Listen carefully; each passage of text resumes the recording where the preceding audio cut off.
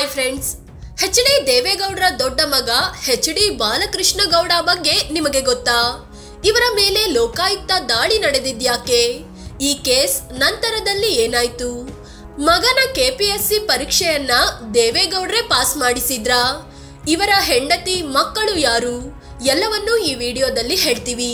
ಅದಕ್ಕೂ ಮುನ್ನ ನೀವಿನ್ನೂ ನಮ್ಮ ಚಾನೆಲ್ಗೆ ಸಬ್ಸ್ಕ್ರೈಬ್ ಆಗಿಲ್ಲ ಅಂದ್ರೆ ಈ ಕೂಡಲೇ ಆಗಿ ಪಕ್ಕದ ಗಂಟೆ ಗುರುತಿನ ಮೇಲೆ ಕ್ಲಿಕ್ ಮಾಡಿ. ದೇವೇಗೌಡರ ದೊಡ್ಡ ಮಗ ಬಾಲಕೃಷ್ಣ.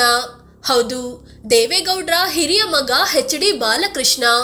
ಇವರು 1984ರಲ್ಲಿ KAS ಅಧಿಕಾರಿಯಾಗಿ ವೃತ್ತಿ ಜೀವನ ಶುರು ಮಾಡಿದ್ರು. ವಿವಿಧ ಹುದ್ದೆಗಳಲ್ಲಿ ಕಾರ್ಯನಿರ್ವಹಿಸಿದ್ರು. 21 ವರ್ಷಗಳ ಸೇವೆ ಬಳಿಕ 2005ರಲ್ಲಿ ಇದ್ದಕ್ಕಿದ್ದಂತೆ ಸ್ವಯಂ ನಿವೃತ್ತಿ ಪಡೆದುಕೊಂಡ್ರು. ನಿವೃತ್ತಿ ವೇಳೆಗಾಗಲೇ ಇವರು KASನಿಂದ IASಗೆ ಪ್ರಮೋಟ್ ಆಗಿದ್ರು.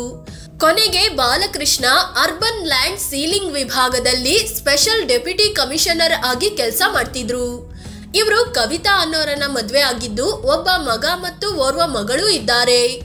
ಬಾಲಕೃಷ್ಣೇಗೌಡ ರಾಜಕೀಯದಿಂದ ಕಂಪ್ಲೀಟ್ ಆಗಿ ದೂರ ಉಳಿದಿದ್ದಾರೆ. ಆದ್ರೂ ತಂದೆ ಮತ್ತು ತಮ್ಮಂದಿರಿಗೆ ರಾಜಕೀಯ ಸಲಹೆ ಕೊಡ್ತಿರ್ತಾರೆ ಅಂತಾರೆ ಬಲ್ಲವರು. ಮಗ ಕಾಪಿ ಹೊಡೆಯಲು ಗೌಡ್ರ ಸಪೋರ್ಟ್. ಇಂತಹದ್ದೊಂದು ಆರೋಪವನ್ನು ಸೀನಿಯರ್ ಅಡ್ವೊಕೇಟ್ AK ಸುಬ್ಬಯ್ಯ ಮಾಡಿದ್ರು. 2014ರಲ್ಲಿ ಸುದ್ದಿಗೋಷ್ಠಿಯಲ್ಲಿ ಮಾತನಾಡಿದ್ದ ಅವರು 1978ರಲ್ಲಿ ನಾನು ಜನತಾ ಪಕ್ಷದ ಜನರಲ್ ಸೆಕ್ರೆಟರಿ ಆಗಿದ್ದೆ. ಅದೇ ಟೈಮಲ್ಲಿ ದೇವೇಗೌಡರು ಕೂಡ ಅದೇ ಪಕ್ಷದಲ್ಲಿದ್ರು. ಆಗ ಗೌಡ್ರ ಮಗ ಎಚ್.ಡಿ. ಬಾಲಕೃಷ್ಣ KPSC ಪರೀಕ್ಷೆ ಬರೆದಿದ್ರು. ನಂತರದಲ್ಲಿ ಆ ಒರಿಜಿನಲ್ ಆನ್ಸರ್ ಶೀಟ್ ತೆಗೆದು ಆ ಜಾಗದಲ್ಲಿ ಉತ್ತರಗಳು ಸರಿ ಇರೋ ಬೇರೆ ಆನ್ಸರ್ ಶೀಟ್ ಇಡಿಸಿದ್ರು.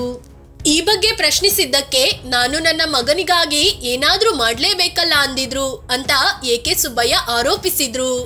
ಆದ್ರೆ ಈ ಆರೋಪ ನಿರಾಕರಿಸಿದ್ದ ಕುಮಾರಸ್ವಾಮಿ, ಹಾಗಿದ್ರೆ ಇಷ್ಟು ವರ್ಷ ಸುಮ್ಮನಿದ್ದಿದ್ದು ಯಾಕೆ ಅಂತ ಪ್ರಶ್ನಿಸಿದ್ರು.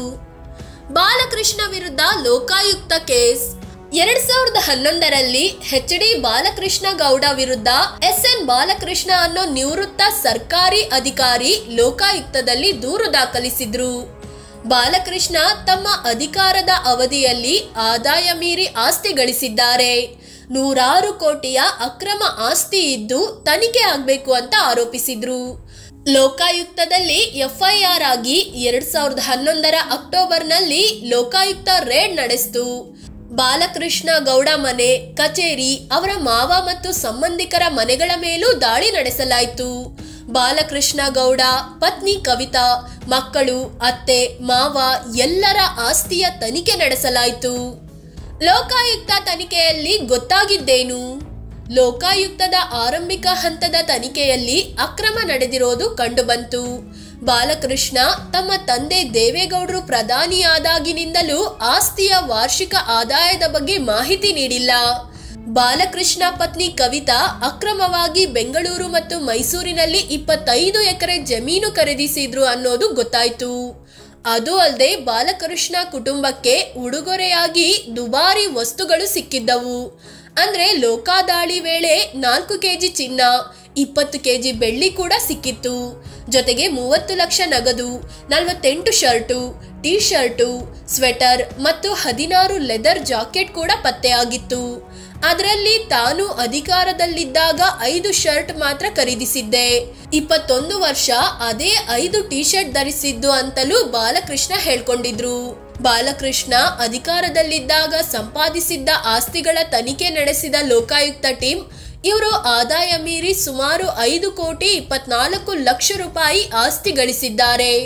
ನಿವೃತ್ತಿ ಬಳಿಕ ಅದು ಮತ್ತಷ್ಟು ಜಾಸ್ತಿ ಆಗಿ ಈಗ 75 ಕೋಟಿಯಷ್ಟಿರಬಹುದು ಅಂತ ಚಾರ್ಜ್ ಶೀಟ್ ನಲ್ಲಿ ಉಲ್ಲೇಖಿಸಿತು.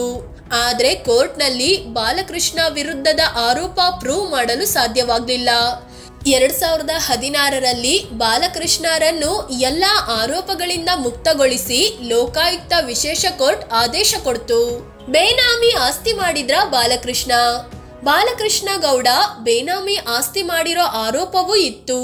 ಅಂದ್ರೆ ಕವಿತಾ ತಂದೆ ತಾಯಿ, ಸಹೋದರರ ಹೆಸರಲ್ಲಿ ಆಸ್ತಿ ಮಾಡಿಟ್ಟಿದ್ದಾರೆ ಅಂತ.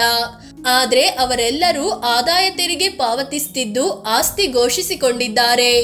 ಅದನ್ನ ಬೇನಾಮಿ ಅಂತ ಪರಿಗಣಿಸಲು ಸಾಧ್ಯವಿಲ್ಲ ಅಂತ ಕೋರ್ಟ್ ಹೇಳ್ತು. ಈ ತೀರ್ಪು ಬಂದು 8 ವರ್ಷ ಆಗಿದೆ. ಈಗ ಮತ್ತೆ ಆ ವಿಚಾರ ದೊಡ್ಡದಾಗ್ತಿದೆ. ತಮ್ಮ ಆಸ್ತಿ ಬಗ್ಗೆ ಪ್ರಶ್ನಿಸಿರೋ ಕುಮಾರಸ್ವಾಮಿಗೆ ಡಿ.ಕೆ. ಶಿವಕುಮಾರ್ ಸವಾಲ್ ಹಾಕಿದ್ದಾರೆ.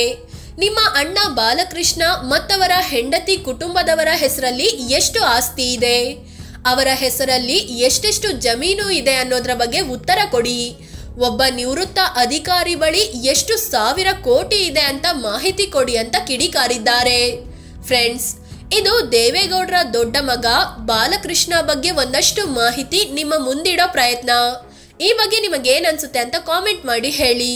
ಅದೇ ರೀತಿ ನೀವಿನ್ನೂ ನಮ್ಮ ಚಾನಲ್ಗೆ ಸಬ್ಸ್ಕ್ರೈಬ್ ಆಗಿಲ್ಲ ಅಂದರೆ ಈ ಕೂಡಲೇ ಆಗಿ ಪಕ್ಕದ ಗಂಟೆ ಗುರುತಿನ ಮೇಲೆ ಕ್ಲಿಕ್ ಮಾಡಿ. ಧನ್ಯವಾದ.